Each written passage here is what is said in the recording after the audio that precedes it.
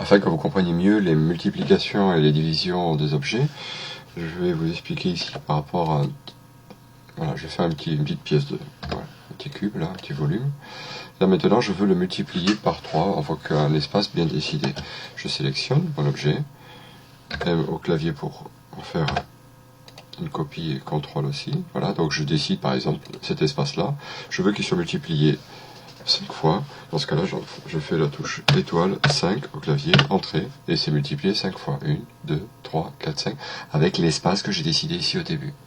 Si par contre je veux faire une division, c'est-à-dire que je veux entre ce point-là et celui-là en mettre 5, voilà, donc je supprime, et bien voilà, l'exemple, par exemple entre là et là j'en veux 5, je sélectionne ça, mon volume, un contrôle pour en faire des copies, entre là et là, j'en veux 5, donc là je fais diviser par 5, entrée, et m'en a mis 5 avec l'espace identique. Donc pour les queues de ronde, c'est comme ça que j'ai fait pour faire une répartition bien propre de mes queues de ronde et rapide. Alors je reviens ici sur mon tiroir. Donc là maintenant je n'ai plus besoin de ce trait, je le supprime, ce trait là non plus, et je fais mes interqueux, et je pousse pour faire mes queues de ronde. C'est quand même plus vite que la main. Alors j'ai peut-être encore besoin. Pour l'arrière,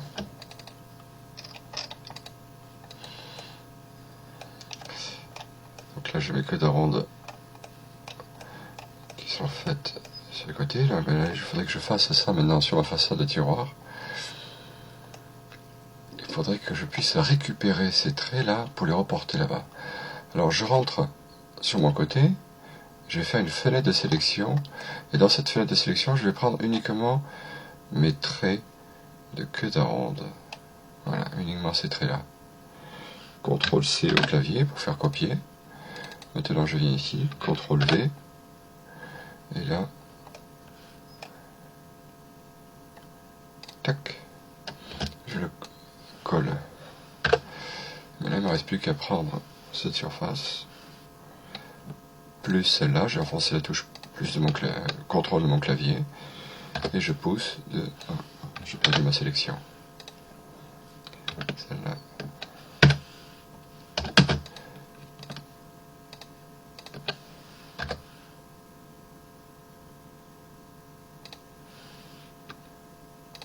Bon. On va faire son sélection multiple. 1, 2, 3, et... Ah, il veut pas. Pas grave.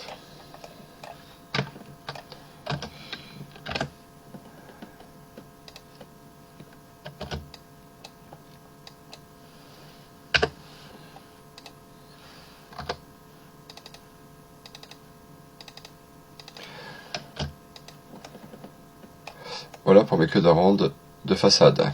Maintenant pour les queues de ronde arrière,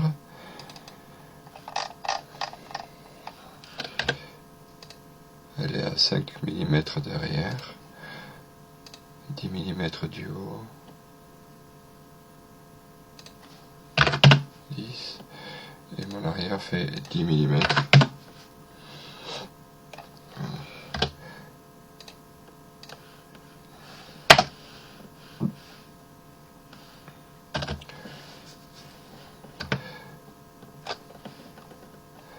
Ici je vais faire une interqueux de 3 mm.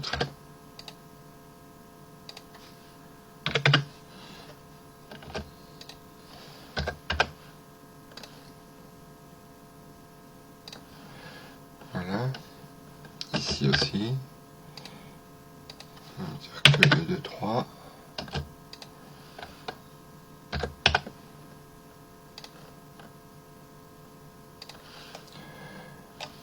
Voilà.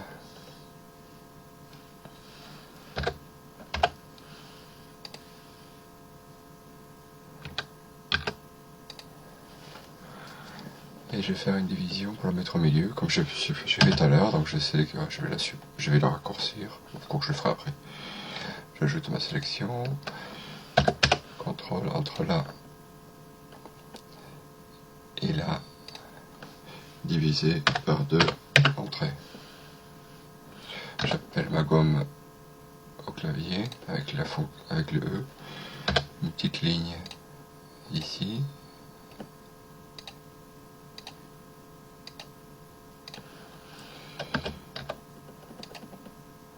Et voilà. Pour effacer tout d'un coup, je clique ici, je maintiens glisser et je fais glisser ma souris comme ça et ça m'a effacé tous mes traits d'un coup. Je vais pousser ça jusque là.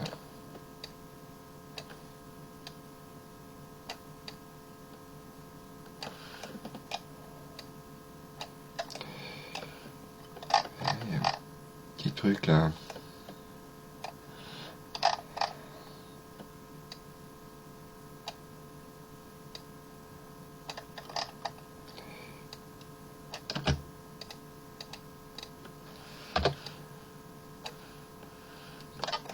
Bon, il veut pas.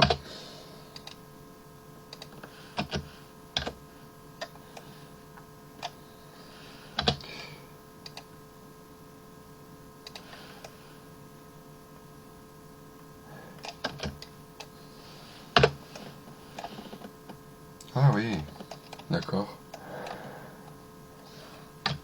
Ça fait une drôle de petite entaille là.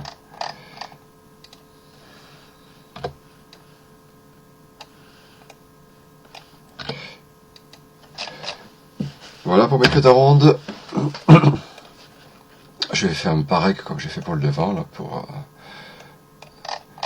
je récupère ici mon tracé. Alors le tracé, c'est tout ça.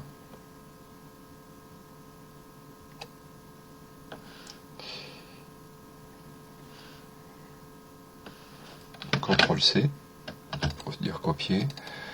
Et ici maintenant je vais sur mon arrière. CTRL V. Oula, j'ai copié beaucoup de choses là. Je vais en supprimer un petit peu, j'ai pas besoin de tout ça. Je n'ai besoin que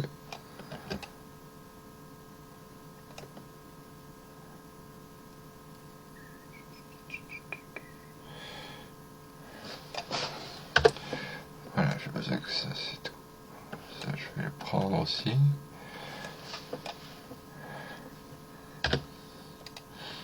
5 mm du haut.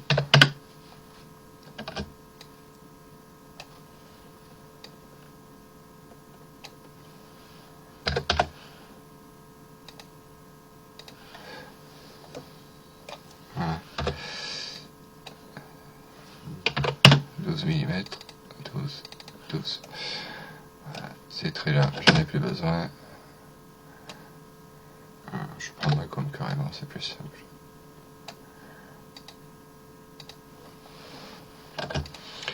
Voilà, pour aller de l'autre côté. Ça.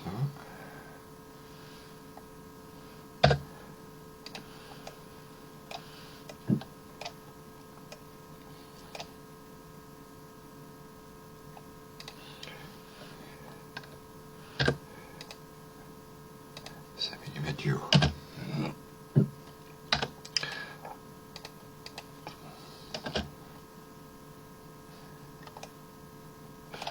Ouais, là, ça va pas le faire parce que faut que je fasse déjà mon guide. On va faire le guide avant.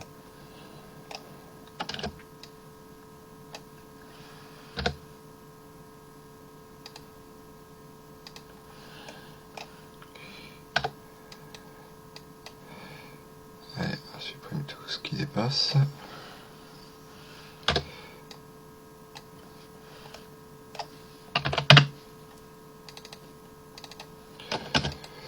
Voilà, pour mon côté. Maintenant, je vais faire ma petite... Oh tiens, je vais profiter pour enlever ce tracé là. Un petit peu de ménage dans mes guides. Et sur l'arrière, ici, je vais faire un petit arrondi. En haut, là, une petite goutte de suif. Peut-être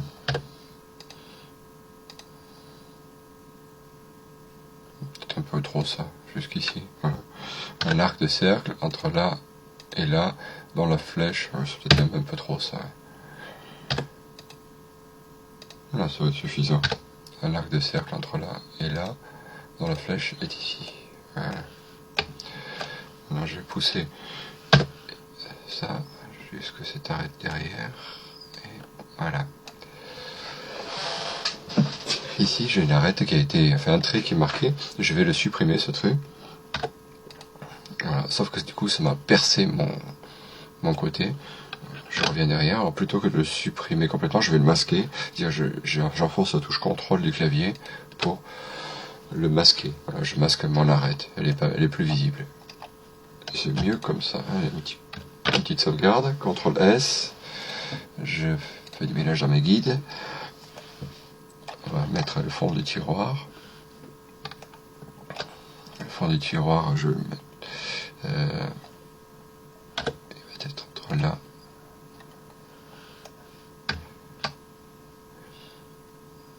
Et le fond. Ici.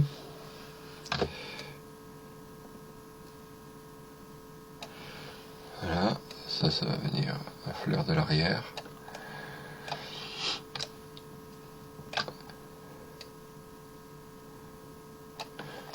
Je vais en fond de rainure, je viendrai mettre le jeu après, je mettrai un petit millimètre de jeu quand même. Voilà. 1, 2, 3. Créer un composant dessous. Sous tiroir. Voilà.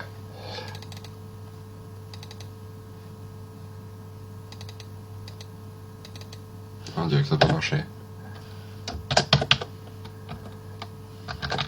Ah oui. En fait, ici, là, c'est pas activé. Je sais pas pourquoi des fois c'est désactivé, donc il faut bien faire attention quand on crée un composant que ce soit toujours bien activé. Voilà. Ce qui fait que là maintenant je vais pouvoir travailler mon fond tiroir.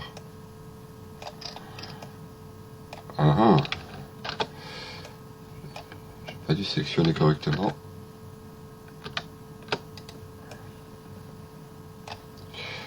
Un, 2, 3. Voilà, là il est bien sélectionné.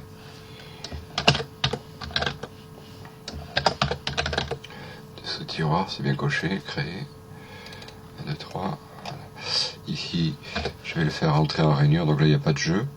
Donc je le mets 6. Et là je vais pousser pour mettre un petit jeu de 1 mm. Et là aussi. 1 mm. Voilà pour mon tiroir avec le jeu d'1 mm. Mon tiroir est constitué d'un arrière.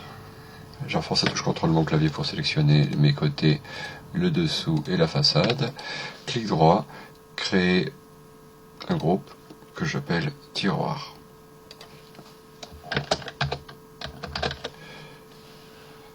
Voilà.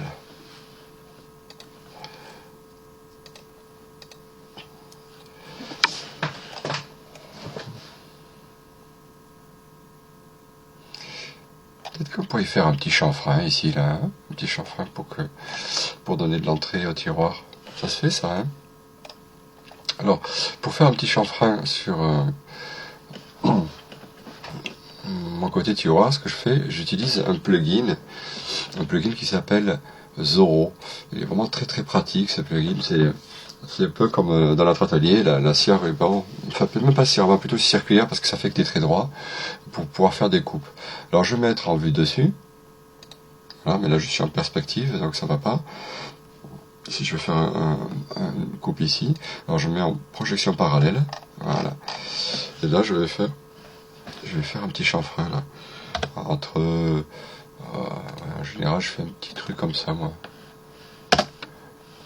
Alors outils, Zoro, il me demande le point de départ, point d'arrivée, et là ça y est, il m'a coupé Il m'a rien coupé parce que je suis pas dans mon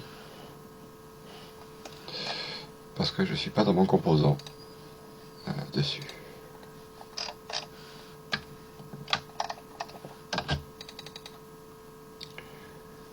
Voilà, donc là je suis sur le côté tiroir.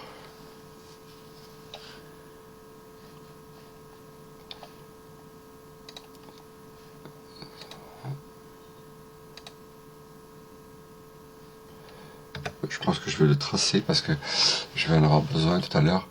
Parce que ça va me faire sur le côté mais pas sur l'arrière. Alors sur l'arrière il va falloir faire un chanfrein aussi. Je peux pas faire pas couper tout en même temps.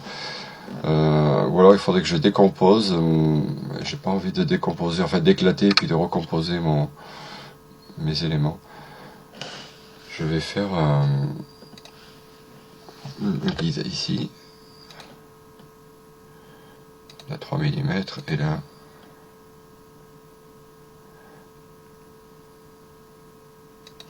3 par 15. Je vais couper là. Et ça.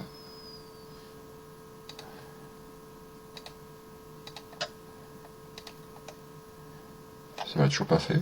Je suis pas encore dans le composant. Voilà, j'y suis. 15 par 3.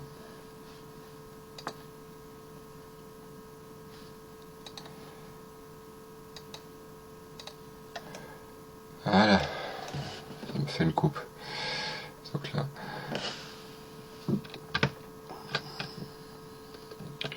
Il suffit maintenant de gommer ce dont j'ai plus besoin avec la gomme.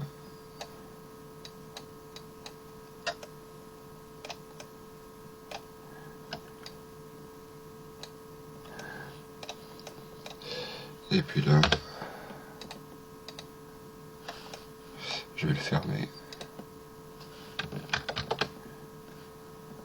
Rectangle peut-être.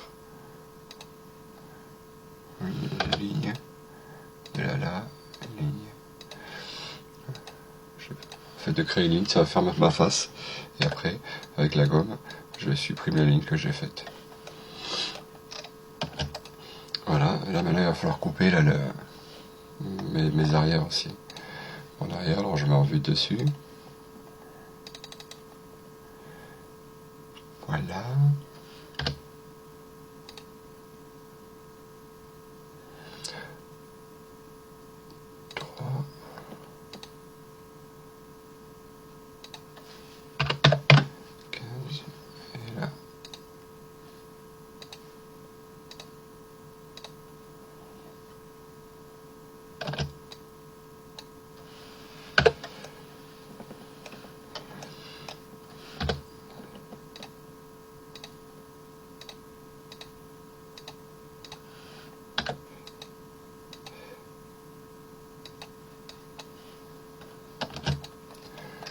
Voilà, un petit chanfrein.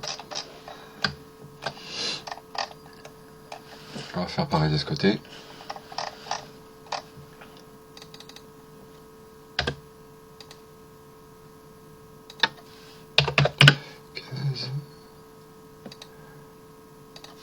Par 3.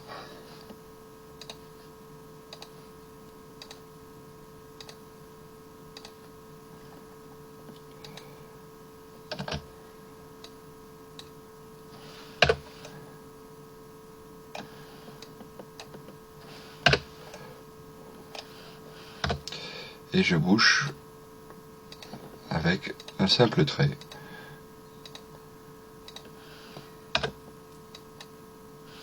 Voilà, je faisais. Vas-y doucement. Manque de précision, mon coco.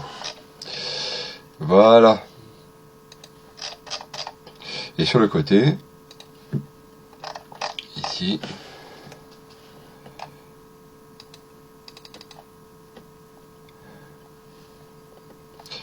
je vais faire aussi pareil, vu de côté.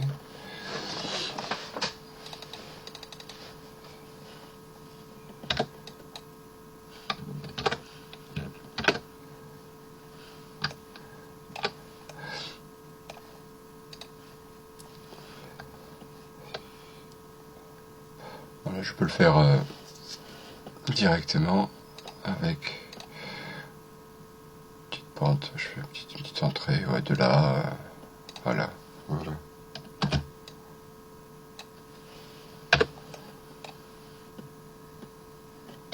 Là, je peux faire un rectangle directement. Il n'a pas voulu. Il me l'a mis en biais. Ah bah oui, c'est pas rectangulaire. Voilà pourquoi il n'a pas pu me faire de rectangle. Et voilà, mon tiroir est terminé. Mon tiroir est terminé. Je me mets en caméra perspective, c'est quand même plus joli. Et je supprime les guides dont je n'ai plus besoin. Une petite sauvegarde. Le piétement, le caisson, on va révéler tout ça. Et puis ma façade rapportée. Révélée, voilà. Oh, la façade rapportée, je trouvais pas ça joli quand c'est à fleur. Enfin, disons que c'est difficile à réaliser.